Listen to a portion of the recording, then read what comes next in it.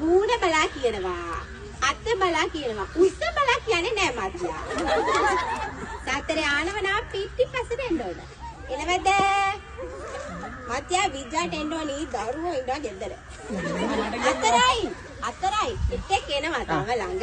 අත බලන්නේ මූණ බල්ල කියන්නේ. අත අල්ලන්න දෝ බල්ල කියන්න ඕනේ හැබැයි. දැන් මාත්‍යා සුසි නිදු අත අල්ලන්න ඕනේ ඩිංගා.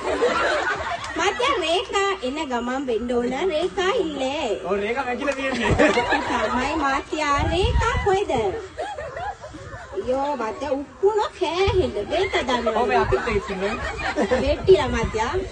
මාත්‍යා ධන රේඛාව සුපිරි. හැබැයි මාත්‍යා ලොස්.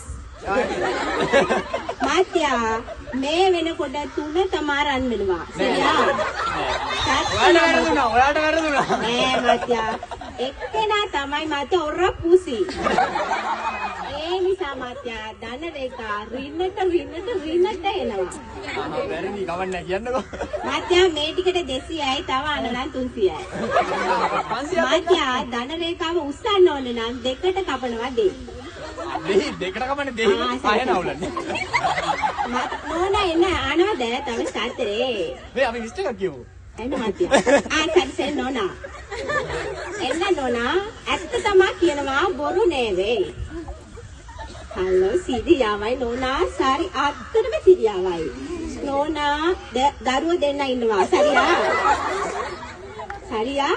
සීදේවි දරුවෝ දෙන්න නෝනා. වෙරදිලා නෝනා සෝරි. නෝනා ලබන සතියේ ට්‍රිප් එකක් යන්න තියෙනවා එප්පෙනවා යන්න නම් එපා. නෝනා අපල ටික නැති කරන්න පාන්දර දෙකට දෙයි කපනවා. 25 තමයි කරනවා. එනවද? සරි. එහෙනම් මං ගිහින් එන්න නෝනා මේ සයිඩ් එකේ අද ඉවරයි. නෝනා සල්ලි දුන්නේ නෑ ණයයි. එහෙනම් අපි කැපුණා. බයි.